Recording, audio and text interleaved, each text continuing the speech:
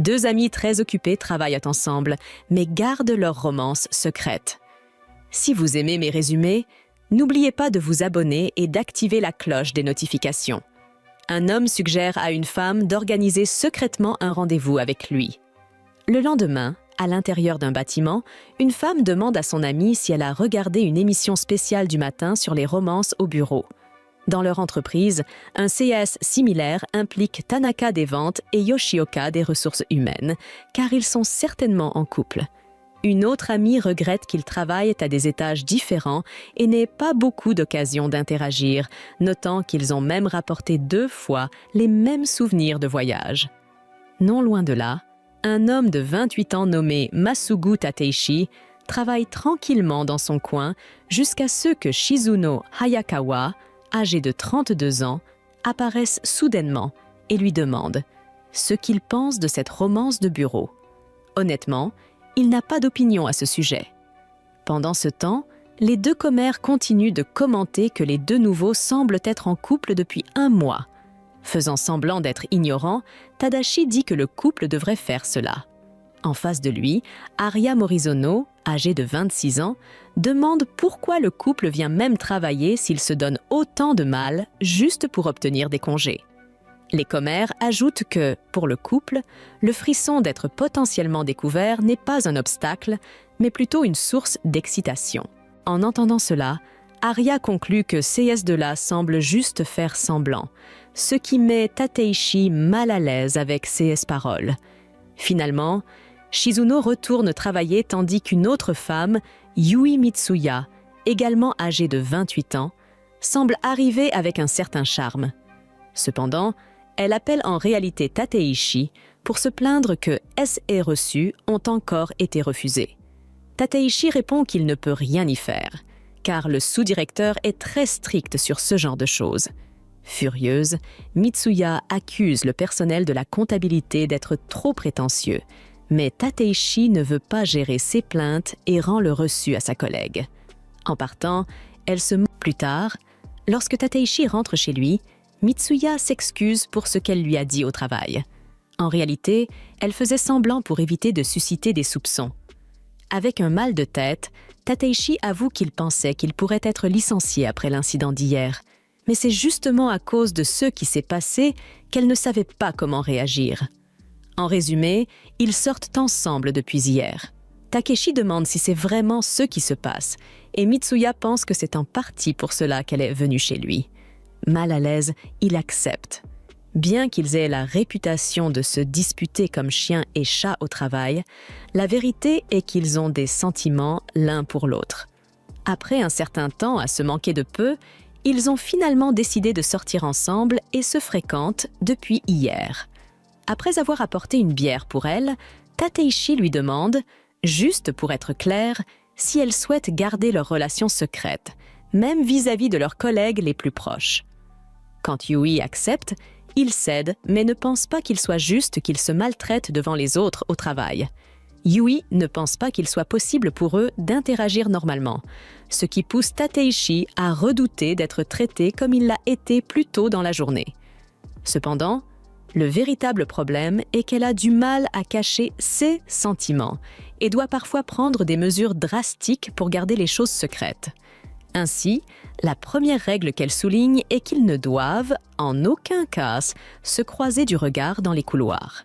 Deuxièmement, lorsqu'ils se rencontrent le soir, ils doivent descendre 3 stations avant, comme ils l'ont fait aujourd'hui. Troisièmement, lors de leur jour de repos, ils doivent se voir chez l'un ou l'autre, jamais dans la rue.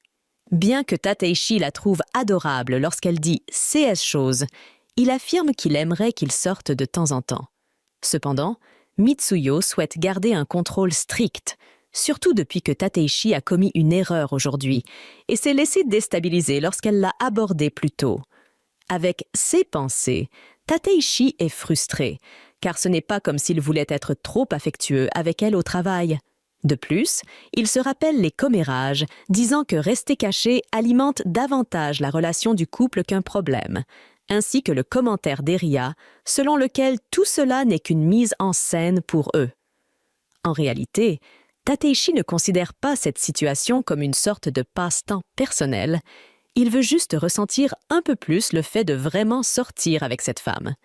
Peut-être en demande-t-il trop. Mitsuyo propose alors qu'ils sortent ensemble tout en portant des masques.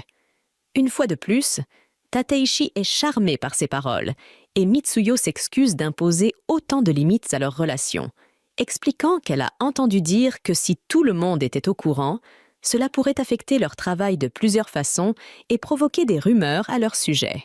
Comme Tateishi ne veut pas non plus que cela arrive, la meilleure solution est de garder leur relation secrète. À ce sujet, il convient qu'il ne souhaite pas que la fille devienne le sujet de fantasmes déplacés au travail. Selon Yui, depuis le début de leur relation, elle veut la valoriser. Elle pense honnêtement que ce serait embarrassant pour tout le monde si on découvrait qu'ils sortent ensemble. En entendant cela, Tateishi se rapproche de la jeune femme et lui confesse que c'est justement cela qui fait battre son cœur. Quelques jours plus tard, non seulement au département comptabilité, mais dans toute l'entreprise, le chaos règne en raison de la période chargée. À un moment donné, Mitsuya profite de l'occasion lorsqu'un collègue a besoin que quelqu'un apporte un document au service comptabilité. Elle se porte volontaire pour rendre ce service. Après tout, c'est l'occasion parfaite pour voir Tateishi. Cependant, deux amis s'approchent et lui disent qu'elle ne peut pas y aller parce qu'elle passe son temps à dire des choses désobligeantes à ce département. Elle suggère donc de décider avec un pierre-feuille-ciseau. Finalement, à cause de cela, et aussi parce que l'entreprise est très occupée, cela fait une semaine que Mitsuya n'a pas pu voir son compagnon. À ce sujet, l'employé est soulagé d'avoir terminé son travail. Peu après, il reçoit un message de Mitsuya lui disant qu'elle rentrera chez elle avant leur rendez-vous plus tard dans la journée. Lorsque Tateishi quitte le travail, il essaie de la contacter par tous les moyens possibles, mais elle dort et ne répond pas. Le lendemain, de retour à l'entreprise, Hayakawa demande à Tateishi s'il a tous les documents nécessaires et il confirme que oui. En réfléchissant à sa charge de travail pendant cette période de pointe, Tateishi note qu'après leur réunion, il reviendra à fixer des chiffres sans fin sur l'écran, ce qui est incroyablement épuisant. Il ne pourrait être plus d'accord, surtout que les reçus qu'il a reçus ne correspondent pas, ce qui signifie que seul Dieu sait quand il pourra quitter le travail aujourd'hui. Soudain, alors que les portes de l'ascenseur s'ouvrent, le pauvre homme se retrouve face à face avec sa bien-aimée. Faisant semblant de ne pas le connaître, elle entre et demande à quelqu'un d'appuyer sur le bouton pour le premier étage pour elle. Essayant de garder son sang-froid, Tateishi pense au fait qu'il n'a pas pu la joindre hier. Des heures après qu'elle se soit endormie, la femme s'était excusée d'avoir somnolé alors qu'ils ne s'étaient même pas vus. Pour cette raison, il se demande si elle est vraiment aussi froide qu'un concombre. Au milieu de tout cela, Hayakawa s'excuse auprès de son collègue, car apparemment Mitsuya avait aidé le sous-directeur avec des documents l'autre jour. Mitsuya répond que ce n'est rien et demande si tout s'est bien passé là-bas. L'autre répond que le directeur a beaucoup apprécié l'organisation. D'ailleurs, Hayakawa fait l'éloge de Mitsuya et demande à Tateishi s'il ne pense pas aussi qu'elle est formidable. Pris dans la conversation, Tateishi hésite un instant avant de déclarer que Yui est l'incarnation de l'excellence dans leur groupe. Bien que flatté par le compliment, Mitsuya prétend qu'il est sarcastique. Voyant sa timidité, Tateishi commente que le directeur aurait dû demander au département comptabilité à la place, tandis que Hayakawa acquiesce, notant que le département de planification est trop occupé et qu'il serait compréhensible que Mitsuya refuse d'aider la prochaine fois. Pendant ce temps, Tateishi remarque que l'oreille de la jeune femme est plus rouge qu'une tomate, craignant que quelqu'un ne remarque quelque chose d'anormal. En effet, Hayakawa appelle leur nom, mais c'est pour dire qu'ils ont tous les deux le potentiel de bien s'entendre au lieu de toujours se rabaisser. Mitsuya prononce mal le nom de Tateishi, ce qui le rend encore plus inquiet que leur mascarade devienne trop évidente. À ce moment-là, l'ascenseur devient très bondé, et Mitsuya, désormais quelque peu isolé avec son petit ami, commente que Hayakawa est presque sur le point de découvrir leur secret. Tateishi essaie de dire que c'est Mitsuya qui a agi bizarrement, mais il réalise vite qu'il ne devrait pas interagir ainsi et change de sujet. Pourtant, lorsque leurs mains se touchent accidentellement, Ils en profitent pour se tenir la main discrètement à l'arrière. Cette nuit-là, en parlant au téléphone, ils célèbrent la fin de la période de pointe de l'entreprise. Après 1 mois de rendez-vous, Mitsuya pense qu'ils devraient s'appeler par leur prénom lorsqu'ils sont seuls. Tateishi argue qu'il s'est habitué à appeler Mitsuya ainsi. Mais la femme insiste pour qu'il l'appelle Yui, ce qui embarrasse l'homme. Mais au fond, c'est exactement ce qu'il voulait. Plus tard, dans le métro, il lui dit qu'il a quitté sa maison pour le rendez-vous qu'ils auront. Arrivant un peu en retard, il est ravi de voir que Yui s'est bien habillée pour leur sortie. Selon elle, c'est un rendez-vous spécial car il l'attendait depuis longtemps. Même sans savoir exactement comment le faire, l'homme complimente la beauté de la femme, qui n'a également aucune idée de la manière de recevoir un compliment. Comme d'habitude, ils agissent tous deux de manière chaotique, même en essayant de paraître aussi naturels que possible.